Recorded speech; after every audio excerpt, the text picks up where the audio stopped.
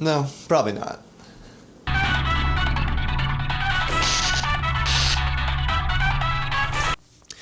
In 2007, Portal hit the scene via Valve's Orange Box bundle and quickly became to gaming what candy, canonically, is to babies. By which I mean, it was the sweetest thing ever until they took it from us with unscrupulous ease. Wait, as in they took the game away? No, as in they stopped giving us more candy. And that's not how portals work. Or how games work. Oh. Why did I just... Who is... Carolyn, please bring me more pain pills. Say apple. Apple. I didn't really have anything orange for this one.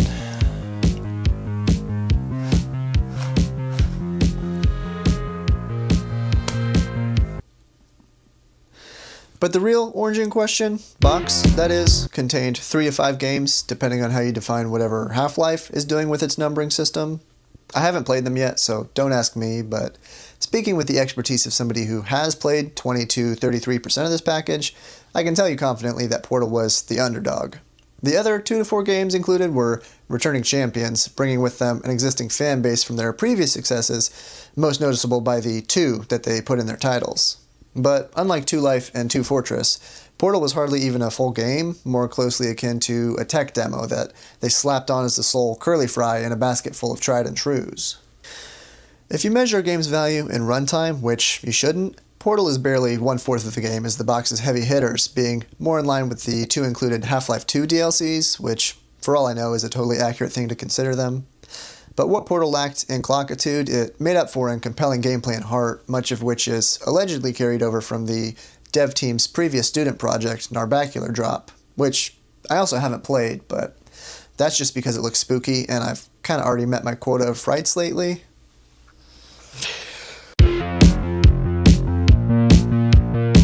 On the gameplay side, we control silent and questionably willing test subject Shell, soon equipped with the aptly named Portal device, capable of opening a sort of like gateway or aperture, like a porthole, if you will, between 2 previously unconnected surfaces. You shoot an orange, you shoot a blue, you make a hole, you walk on through. So easy a Ratman could do it.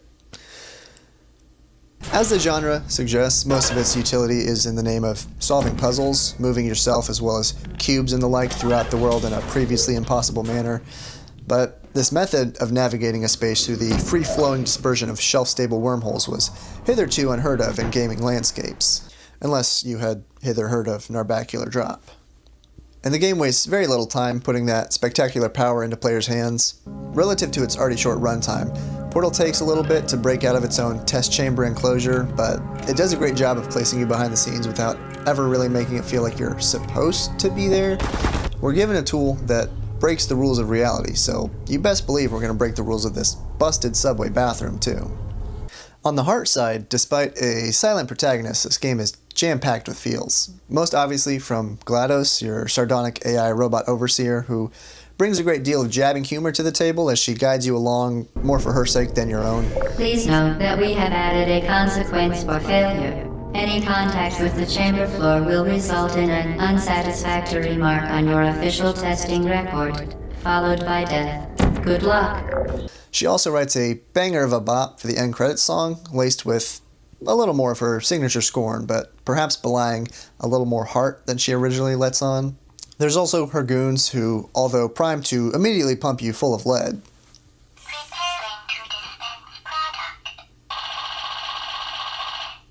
do let out a forgiving No hard feelings. anytime you manage to beat them in hand-to-hand tipping.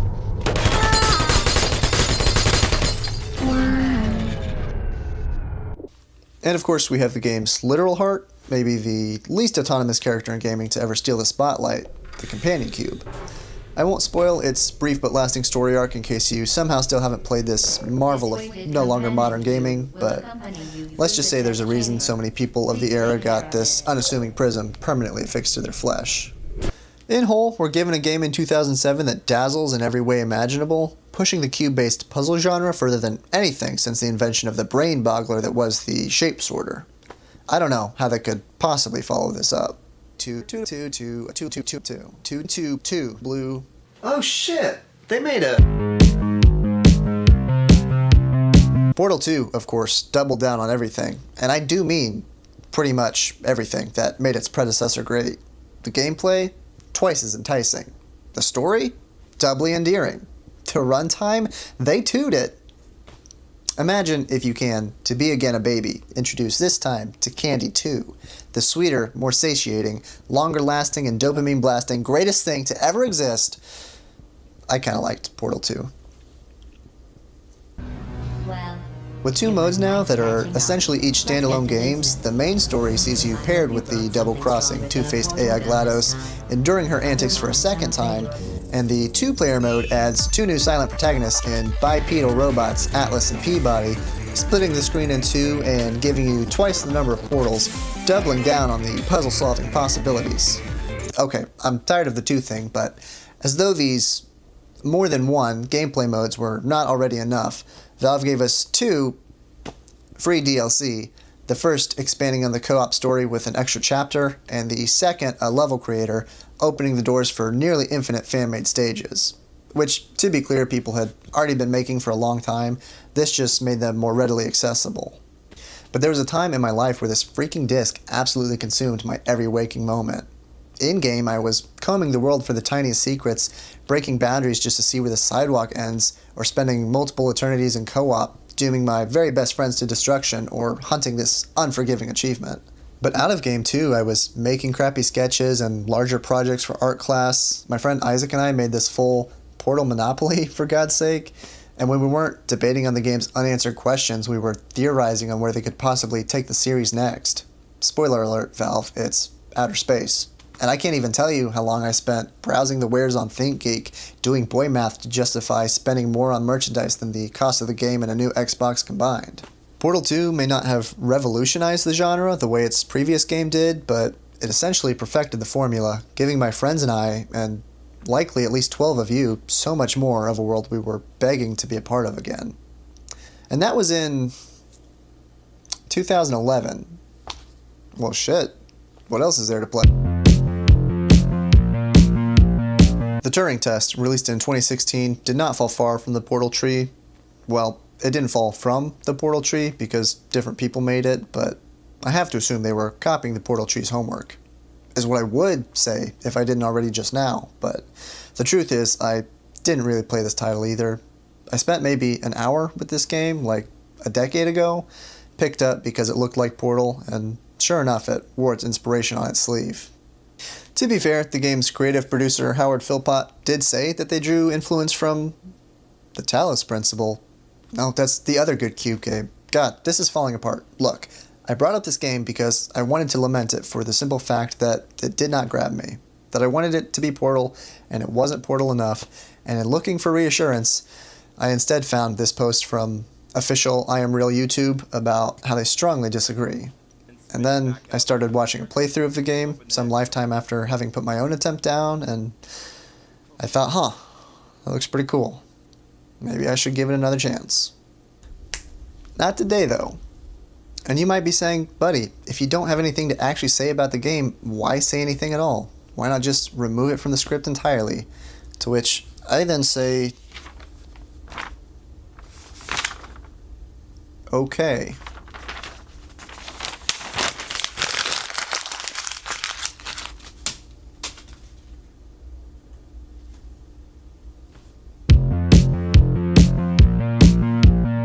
The Entropy Center, released in 2022, did not fall far from the Portal tree. This game has a lot of similarities to Portal, and that's why I picked it up and then subsequently put it down because it did not grab me. If this wasn't my first time saying this, I might start to see a pattern emerging. Did not grab me, or so I thought, until reading my earliest notes for this video back in 2023, where I said, and I quote, well, I wrote it down, so I didn't actually say it, but clearly back then I was enjoying myself. Still, I wound up not completing the game, and apparently 3 years is enough time for my clouded memory to conclude, game not great, and you know what? Memory cloud be damned. Let's run this one back.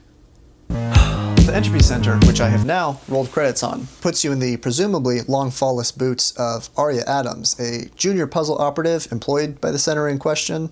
And to give you an incomplete taste of just how Portal this game really is, said female protagonist awakens in an unfamiliar room within an abandoned and decaying research facility now run by robots, soon coming into possession of an experimental physics-bending gun with a quirky, quippy AI personality attached who has a penchant for backhanded compliments. The pair traverses the crumbling facility, occasionally dodging cute but deadly projectile bots and collapsing infrastructure, but mainly solving puzzles that consist of reaching the exit using said gun with the helps of cubes, switches, lasers, light bridges, launch pads, bouncing, zooming, and directional funnels. But the most obvious and most important point where they differ gameplay-wise is what that quirky, quippy physics gun is firing. In Portal, in case you forgot, is portals, but in the Entropy Center, you're shooting time, baby. Wow, that's cool. Or more specifically, you're rewinding objects in time, retracing them along their independent paths while the rest of the world spins on, pun intended. And just that mechanic alone would have been nearly enough to get me to buy in, so similarities to Portal were mostly just icing on the proverbial cake. And yet, for as much fun as I had with this title early on, I did still come to the finish line with the limp conclusion. Yeah, that was pretty good. And I hate to sum it up that way because it sounds like much more of a condemnation than it is, and this game has a lot going for it.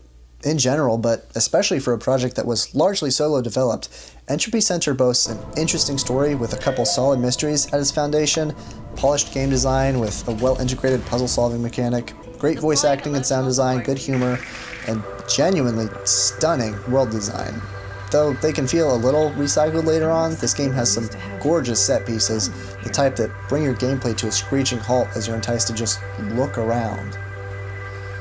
I think a good testament to its interesting world is how every locked pseudo door with nothing of import behind it left me frustrated because just let me in there, I want to explore more space station. I just want to know what they're up to. Just want to know what they're up to. This game also has a good number of cool sequences, and without spoiling them, there's one in the facility's so-called dumping grounds that literally took my breath away. I actually suffocated IRL, and the doctors couldn't save me. 1 like equals 1 prayer. So I think then where this game falls flat for me is where it chooses not to be unique. Rewinding time is a killer concept, especially for solving puzzles, but so much of that puzzle-solving DNA feels ripped straight from Portal. For being the title's main gameplay focus, it doesn't feel like it's bringing much new to the table, and even then it rarely feels like it's building upon the tools it gives you in an interesting way. And again, I don't want to downplay how almost every other aspect of this game works for me, because it really is a good game. I just wish that if it were going to play so closely to Portal, it would have just been one of the many full-blown mods for Portal exist, and boy howdy, they're abundant. To be fair, most of these fan-made projects are just custom levels, textures, and quality of life improvements, but there's also a good handful of full-fledged games in here. Steam hosts a good jumping-off point for these, with most of them being free editions in the store, just requiring that you own Portal 2. These 4 are often touted as being some of the best online, but I've only played this one, and wouldn't you know it, I didn't finish. But it was a lot of fun, also involved playing with time, and my god, did they ramp up the difficulty. Should I have played more of these for this video? Yeah. Am I going to? No. That said, we are here because we don't have enough Portal, and unless Valve is cracking away at Candy 3 with more secrecy than the Entropy Center and its ilk provide great indicators of what we're looking for elsewhere. I believe the formula to a perfect puzzler in a post-Portal paradigm looks something like this. Step 1, unique puzzles. This is core to the gameplay. There's only so many times I can put a cube on a button. Step 2, interesting characters and story. Why are we here? What's the point of solving all these puzzles? If I didn't need intrigue, I would just play Sudoku. Step 3, cool worlds. If you want me hooked, drop me into a place I either want to be or at least want to find out more about. I don't care if the fate of the world is at stake, sometimes I just want to stop and smell the couches. And finally, step 4, we gotta fuck with physics a little bit. If I'm not tearing at the threads of the fabric of space-time, I'm not living. This is, of course, not to say that you can't have a killer puzzle game outside of these criteria, just that I, as a petulant candy baby, want exactly what I've had before. But also different. Viewfinder answers that cry in the most magnificent manner. Released in 2023 from Sad Owl Studios, you find yourself, yet again, in an abandoned research facility, but that's kind of secondary to the virtual reality world that most of the game takes place in. With the fate of the Earth once again at stake, did I mention in Entropy Center that you're trying to save the Earth? Anyway, you navigate gorgeous slices of larger-than-life floating islands, a place simulated to be both utterly cozy and begging for exploration. And if that wasn't enough to get you hooked, you're messing with the immaterial world in a delicious way.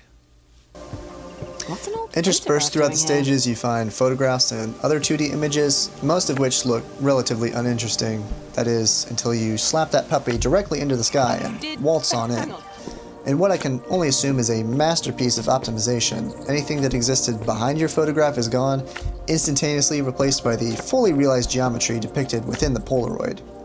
This seamless transition is not afraid to produce the gnarliest seams, letting you cookie cut into the world at whatever orientation your heart desires, often stamping out of existence your only exit or path forward.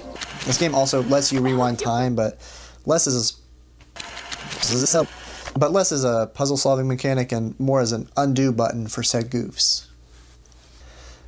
And if that wasn't already cool enough, Viewfinder builds upon that premise in all the best ways. Step into artwork, postcards, retro game screenshots, make copies of images to duplicate needed items or advantageous architecture, realign yourself to realize images from a proper perspective, and of course come across static viewfinders and eventually a camera of your own to capture scenes as you see fit. Even when the levels had stretches of puzzles that weren't especially challenging, the sheer ingenuity and versatility of the photo mechanic made every stage a treat.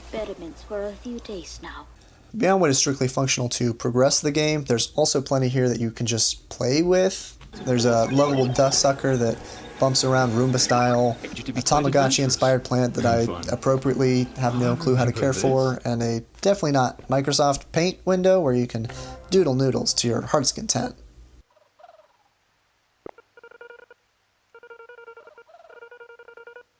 Oh, thank you. Oh, I'll cherish this.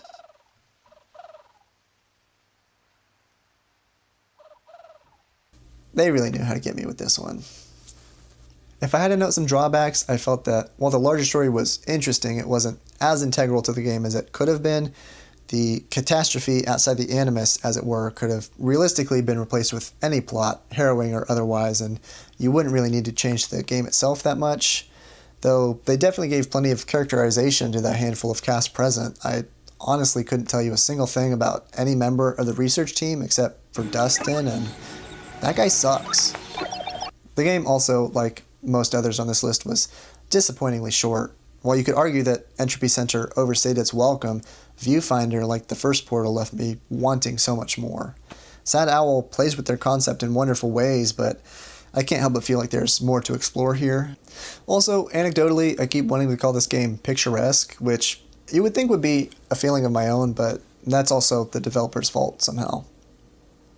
All the same, the puzzles were unique as heck, the story is serviceable, the world is capital K cool, and the physics, consider them sufficiently fucked. A+. Psst, want a Portal-esque game that holds true to these tenets while also fixing those pesky problems? Well, that's too bad, because Maquette, released in 2021 from Graceful Decay, is all of the good and, unfortunately, some of the same bad. Arguably the least Portal of the games on this list, Maquette's puzzle chambers are less linear and more recursive, dropping you into a dollhouse-like town square with a grand pavilion at its center. Beneath its ornate roof stands the game's namesake, a miniature 3D model of the very square you find yourself standing in. Its walls are static for the most part, but its objects are not, and moving things within the diorama moves their larger counterpart in the world around you. This could constitute a full game on its own, but peer beyond the walls of your life-size surroundings and you'll soon notice that your world is merely the maquette of an even bigger reality beyond it, stretching on as far as the game can render. So, within this Matryoshka dollhouse, you solve puzzles primarily by manipulating scale. Objects are not bound to the walls of their proper size. A regular key to you is the perfect dimensions for a bridge in your world's miniature, which of course now becomes the same life-size bridge behind you. Your ticket to the fair may be unusably large, but toss it on the ground outside and find it again in the diorama, now sufficiently shrunk. While it would be hard for these stacked worlds to not be a fascinating playground, Graceful Decay doesn't skimp on the world's captivation either. Every massive building calls me to scale it, every mini yard begs me to tinker. That's not all the game has to offer either. There's also a story playing out through voiceover and text written upon the walls, one of the budding romance between awkward artists Kenzie and Michael. I'm Kenzie, by the way. I'm Michael. In many instances, the world around you evolves as the story does, its architecture blossoming alongside its characters. And while I would say that the script is a bit more integrated into the game than that of Picturesque, its dialogue was a little cheesy, which its characters acknowledge, but acknowledgement is unfortunately not absolution. Still, the story bones are solid. Voice acting is well handled by married IRL actors Bryce Dallas Howard and Seth Gable. The environments often draw parallels to important moments in the characters' lives, and there's a whole heaping of help from what might be the best licensed soundtrack I've ever had the pleasure of discovering in a game. Seriously, if you're going to engage with this game, the playthroughs do not do it justice because copyright laws almost guarantee that the songs will be excluded. Unfortunately though, dialogue was not the only aspect to underwhelm me. While this entry is, yet again, on the short side, it almost had the opposite problem because some of the puzzles saw me fumbling for an eternity. The ability to resize objects ad infinitum should theoretically lead to endless possibilities, but instead there's only a handful of objects you can interact with at any given time, and typically only one way in which you can use them to progress. The way each interfaces with the world is also often quite obtuse, requiring you to run around scrutinizing every detail, hoping that you spot something vaguely the shape or size of a necessary counterpart. I'm all for games not holding my hand, but we can at least high five.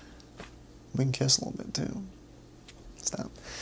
But on the whole, still some cool puzzles with a lot of potential, a nice method for storytelling, lovely world, and fun physics finagling. Gold star. Which, finally, assuming my thumbnail stays something like this, brings us to Superliminal.